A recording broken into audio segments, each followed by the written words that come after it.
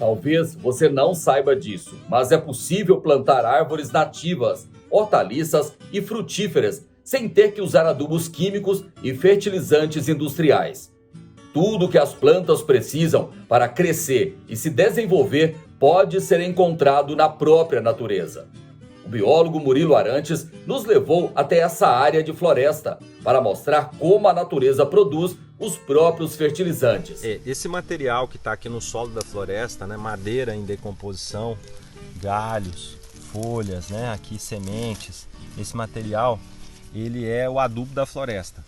É assim que a floresta mantém a sua fertilidade ao longo do tempo.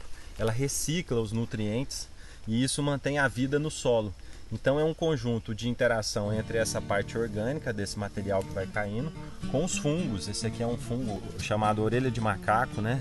Tem outros fungos que estão decompondo esse material, mas essa rede de vida com fungos, bactérias que estão aqui, eles fazem essa transformação desse material em nutrientes. Então isso aqui vira, a gente poderia dizer que seria o adubo natural. É um adubo natural da floresta. Então na agrofloresta a gente tem que fazer isso também. Aproveitar essa matéria orgânica para adubar o solo, cobrir o solo, para alimentar a vida do solo. E a vida do solo alimenta as plantas. Isso que a gente está vendo aqui já são sementes que germinaram aqui? Isso, esse é o futuro da floresta, né? Todos os anos a floresta lança milhares de sementes e ao longo do tempo essas sementes vão crescendo e uma parte delas vai chegar na vida adulta. Porque a gente vê aqui, são várias sementes que estão germinando. Aí vai ter uma espécie de competição entre elas, né? Isso, mas a gente entende que o seguinte, é um esforço da natureza de seleção da melhor genética para a vida prosperar ao longo do tempo. Então, cada uma dessas é uma genética. E é aquela que tiver mais condição, mais força, uma genética mais adaptada a esse lugar, vai chegar no futuro, né, para poder perpetuar aquela espécie. Isso aqui, que faz tão bem para a floresta, também faz bem para a agrofloresta. Para a agrofloresta. Isso aqui vira cultivos, nos pomares, nas hortas, a gente usar esse material, né, para a cobertura do solo. O solo tropical, que é o solo aqui no Brasil, ele não suporta o sol direto, ele perde vida. Então é como se fosse um cobertor de cobertura, né, que a gente chama aqui para cobrir o solo. E aí esses fungos que estão aqui, ó, que é o grande lance. A gente precisa ter eles no pé das nossas plantas. A gente chama que é o Wi-Fi da floresta, porque conecta todas as plantas, né, a partir desses organismos, né, que estão no solo.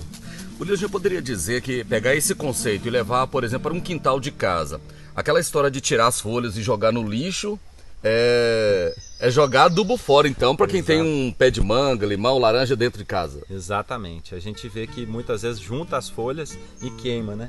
E ao longo do tempo, a gente vai perdendo fertilidade no solo. Então, quer dizer, muitas pessoas acabam jogando adubo natural fora quando joga folha, material como esse aqui fora.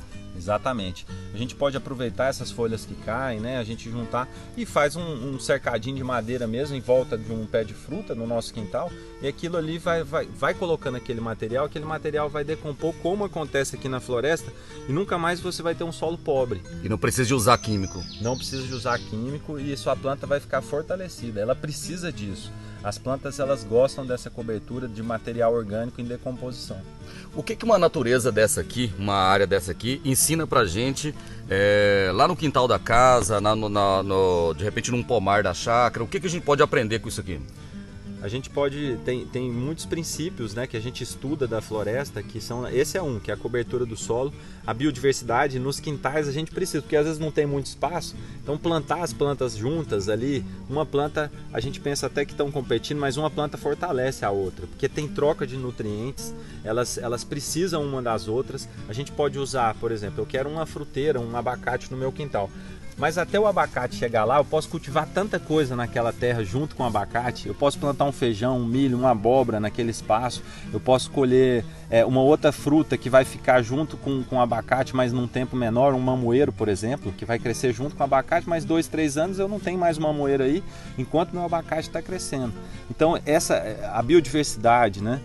A cobertura do solo e o grande lance que a gente fala, que é o manejo, né? Que é estudar a clareira da floresta, que é fazer esse material ciclar mais rápido. Então eu manter a poda, né, no meu sistema, é importante podar as espécies ali, controlar a luz, né? Isso tudo a gente estuda aqui na floresta e leva para lá. Inspirado no funcionamento das florestas, a equipe que cuida dessa área de agrofloresta não joga nada fora. Galhos e folhas são triturados e vêm parar nesse local. O material de poda que eu faço aqui na área, a gente tem um triturador para acelerar o processo de decomposição. Isso é uma coisa que você pode ter lá de investimento na sua propriedade. Você tem um pequeno triturador para poder acelerar a disponibilização dos nutrientes. Então isso aqui é folha, galho. Exatamente. Uma propriedade rural, a gente está falando aqui para milhares de pessoas, pequenos chacareiros, né? Pessoas que estão lá cuidando do seu sítio, que pode aproveitar esse material, né, que tem da queda de galhos ou fazendo podas, triturar e fazer seu próprio adubo, né? Então, aí isso aqui coloca na base ali das plantas, a base, e vira o adubo para a cobertura do solo. Ou seja, o que normalmente as pessoas queimam é um tesouro que está sendo desperdiçado, sem saber que está perdendo o melhor do que ele pode ter para as suas plantas. Porque aqui tem folha, tem galhos, tem... Exatamente. E olha, a quantidade de fungo, né? Esse branco aqui já são fungos trabalhando para decompor esse material, né? Então, é muito rápido. Quando a gente tritura, a gente acelera a disponibilização dos nutrientes, porque isso tudo aqui é nutriente. Que normalmente as pessoas queimam.